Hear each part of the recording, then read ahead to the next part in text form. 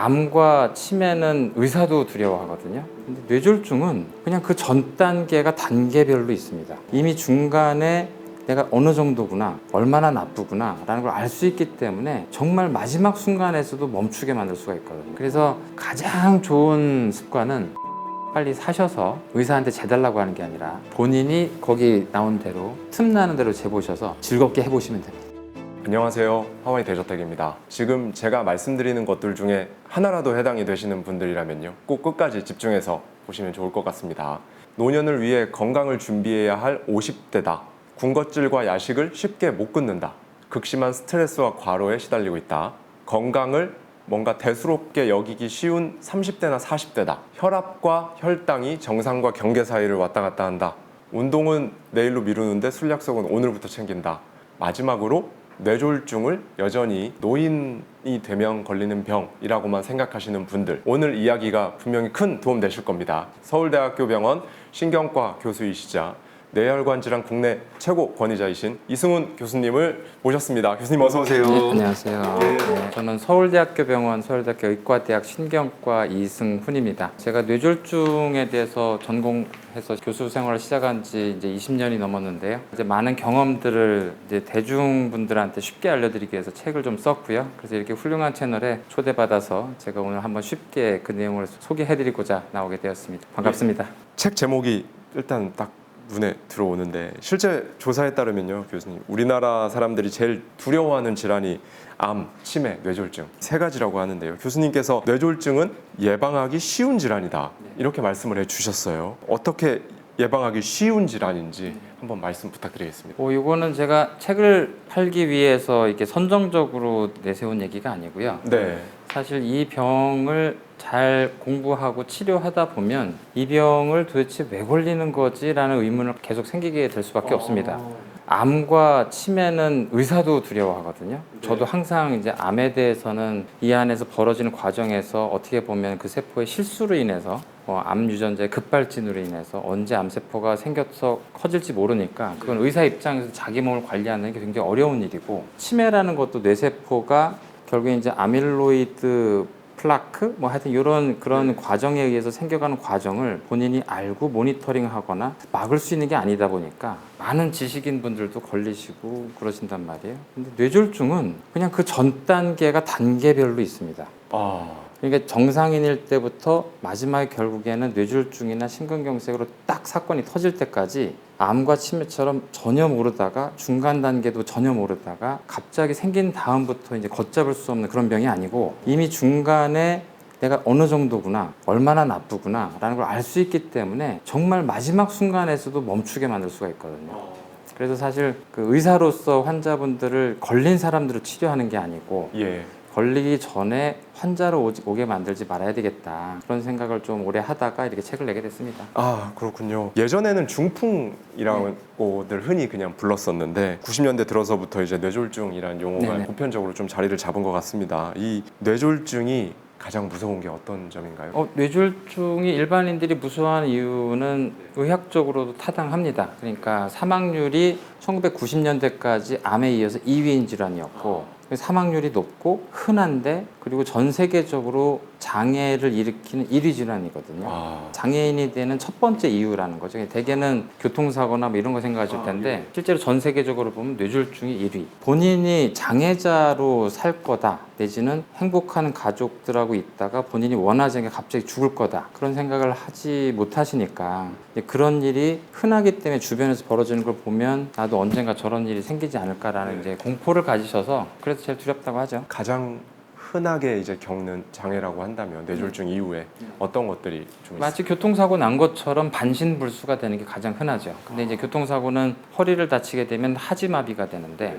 근데 요 뇌졸중은 특이하게 오른쪽 왼쪽 마비가 오게 되거든요. 그래서 한쪽 팔다리를 못 쓰게 되는 게 아주 가장 흔하다 보니, 교통사고는 그래도 하지를 못 쓰니까 휠체어를 잘 탈 수 있는데 이제 이쪽 자체가 망가지면 걷지도 못하지만 휠체어도 용이하지 않거든요. 그래서 장애가 정말 환자분을 불편하게 만드는 장애가 생기죠. 그래서 그런 면에서 장애가 진짜 심각하게 생긴 이후엔 반드시 보호자가 필요하게 되는, 간병인이 필요하게 되는 좀 약간 불행한 병이죠. 재활을 하잖아요. 네. 예, 일반인 입장에서 이런 생각을 했었거든요. 그쪽 해당하는 부분에 손상이 왔으니까 마비가 됐을 텐데 재활을 통해서 다시 어느 정도 기능을 회복할 수 있다는 건 뇌가 뇌가소성 때문에 그 원래 업무 분장을 하던 그 부분 말고 다른 업무를 하던 뇌 부분이 이것까지 커버해주는 네네. 그거를 운동시키는 과정인가라는 생각을 했었거든요. 오, 아주 정확한데요? 어떻게 그렇게 알고 계시죠? 사실 뇌 가소성을 궁금해한 이유가 뇌졸중 환자분들이 아주 드라마틱하게 좋아지거든요.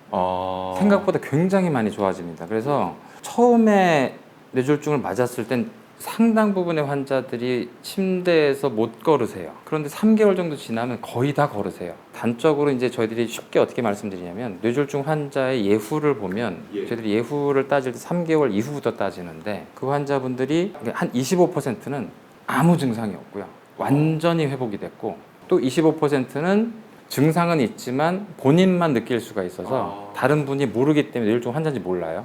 그러니까 50%는 일반인이 보기 일반인이고 그 다음 25%가 장애가 좀 있지만 일상생활은 할 수 있고 마지막 25%가 일상생활을 할 수 없어서 간병인이 필요한 경우로 됩니다. 그래서 사실 처음엔 대부분 잘 걷는 게 힘들었다가 3개월 지나면 절반이 정상인이 돼요. 생각보다 굉장히 많이 좋아지니까 그러면 뇌가 재생을 하나 보다 라고 생각을 했는데 우리 몸에서 재생이 잘 되는 세포가 피부, 위, 간 이렇죠.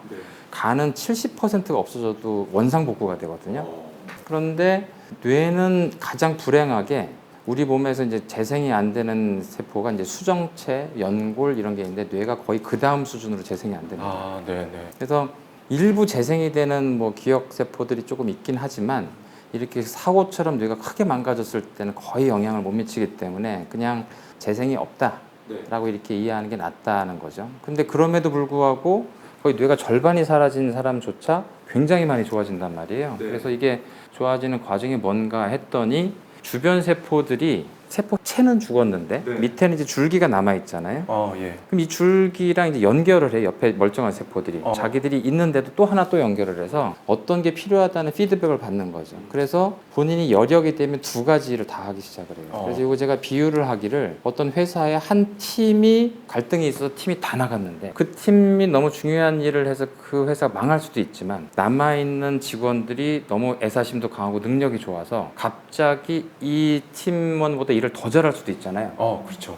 그게 회복되는 과정과 회복을 자극하는 게 재활이에요. 그래서 그 재활을 통해서 네가 요 기능을 못한다는 피드백을 자꾸 주는 거죠. 초기 한 3개월 동안 재활을 안 하는 거에 비해서 하는 게 훨씬 좋아집니다. 질환 이름들이 헷갈려 하실 수도 있을 것 같아요. 뇌졸중, 뇌경색, 뇌출혈 뭐 보통 이렇게 일상에서는 혼용돼서 막 쓰이는데 교수님께서 한번 깔끔하게 정리를 한번. 네, 그러니까 뇌졸중은 뇌가 혈관 때문에 갑자기 손상되는 질환 전체를 의미하는 거고요. 그걸 둘로 딱 나눌 수가 있는데 혈관이 문제가 막히거나 터지거나 딱 두 가지만 있다고 생각하시면 되고 막혔을 때를 뇌경색, 터졌을 때를 뇌출혈이라고 합니다. 세계적으로는 85% 정도가 뇌경색, 근데 우리나라는 한 70에서 80% 정도를 차지하고요. 한 15%에서 크게는 한 30% 정도가 이제 뇌출혈이 되겠습니다. 뇌경색을 또 그 안에서 이제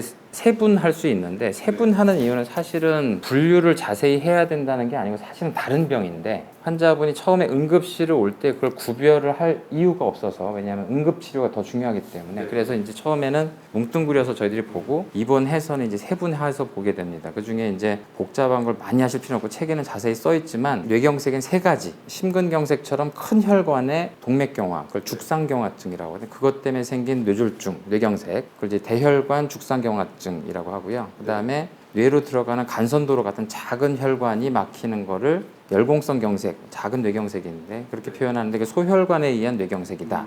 뇌에는 아무 잘못이 없는데 심장에서 갑자기 혈전을 날리는 바람에 갑자기 피해를 보게 되는 뇌경색을 시민성 뇌경색 그리고 세 가지로 얘기를 합니다. 그래서 세 가지 정도가 시청자분들이 아시는 게 좋은 게 예후가 전혀 다르거든요. 차라리 다른 병이라고 봐야 되기 때문에 그 정도까지 아시면 좋을 것 같고 뇌출혈은 뇌 안에 그 작은 혈관이 막히면 열공성 경색이라고 했는데 그게 터지기도 하거든요. 터지면 뇌 안에 혈종이 생기는 뇌출혈이다 해서 뇌실질 출혈, 동맥경화가 생기는 큰 혈관이 막히면 대혈관 죽상경화증이라고 했는데 그 혈관이 터질 수도 있는데 이게 비극인데요. 너무 큰 혈관이 터지기 때문에 사망률이 제일 높은 질환이 이제 지주막하 출혈 그렇게 되겠습니다. 그래서 5가지 정도는 사실은 실질적으로 다른 병이기 때문에 아시면 굉장히 도움이 되실 것 같습니다. 지주막하 출혈은 사망률이 한 40에서 50% 되고요. 실제 뭐 강수현 배우나 그다음에 WHO 사무총장 하셨던 이종욱 사무총장님도 이제 일하시다가 지주막하 출혈로 바로 돌아가셨고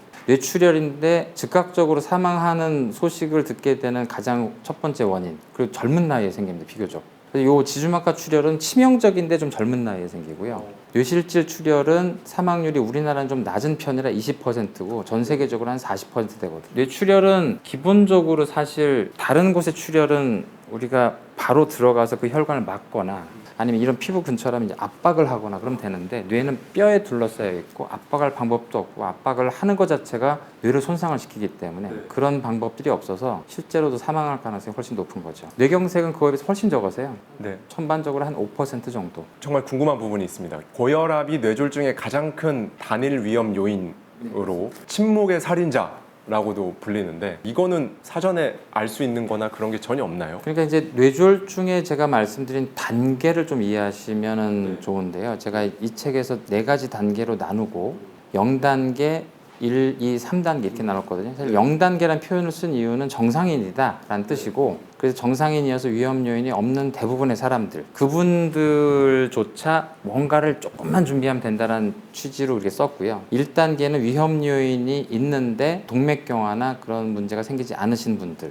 2단계는 동맥경화가 있어서 이제 거의 뇌졸중을 일으킬 준비가 되신 분들 3단계는 뇌졸중이 생기신 분들 단계를 나눈 이유가 본인이 어느 정도 단계인지 의학적으로 쉽게 진단이 된다는 뜻이고요. 그 정도 단계에 맞춰서 뭘 하면 된다라는 뜻이에요. 그래서 그 단계 중에 지금 고혈압 같은 경우는 제가 표현한 0단계일 수도 있습니다. 제가 위험 요인이 하나 정도 있지만 조절이 잘 되시는 분은 0단계다. 그건 없는 거나 마찬가지다라는 뜻으로 했는데 아무튼 0단계나 1단계에 있었단 말이에요. 그러니까 고혈압이 왜 뇌졸중을 일으키는 살인자냐? 여기서 제일 중요한 건 고혈압이 있다가 갑자기 점프를 해서 뇌졸중이 생기진 않습니다. 반드시 동맥경화증이란 중간 단계를 거쳐요. 그 고혈압만 가지고 있었든지 아니 심지어 그게 있는지도 몰랐지만 어느 날 갑자기 뇌졸중이 생겼으면 중간 단계를 본인이 그때까지도 몰랐던 거예요. 동맥경화가 있었다는 사실을. 그래서 침묵의 살인자이긴 하지만 사실 고혈압만 있는 상태이거나 아니면 그 이후로 동맥경화증이 생긴 상태라 하더라도 그 단계에서 멈추게 할 방법이 있다라는 뜻이고요. 그리고 고혈압만 있는 상태에서 본인이 제가 말씀드린 건 점프를 하지 않기 때문에 관리만 잘하면 전혀 문제가 안 되게 할 수가 있습니다. 이게 뇌졸중이 진짜 무서운 게 주변에 보면 최소 한두 케이스 정도는 주변에 아는 지인들 중에 뇌졸중으로 쓰러지시거나 그런 분들이 있단 말이죠. 저도 예전에 과거에 직장 다닐 때 높으신 분께서 50대 후반 정도 되셨었는데 그냥 아파트에 분리수거를 하러 앞에 나갔다가 이상하게 그날 따라 그렇게 걸어서 들어오는데 발이 끌리더라는 겁니다. 발이 끌려서 이상하다 왜 발이 자꾸 끌리지?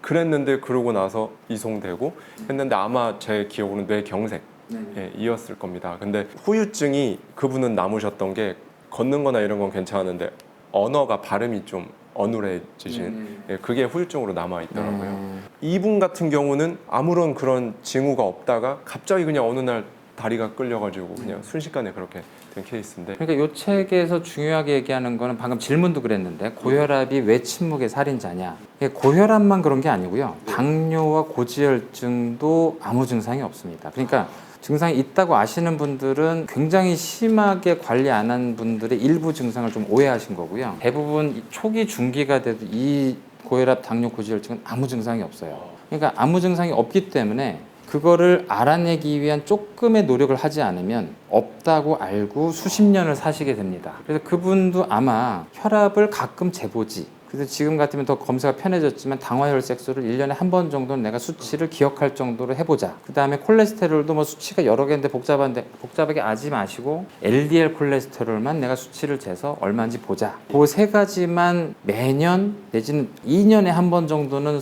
보셨으면 본인이 고혈압이 발전되고 있구나.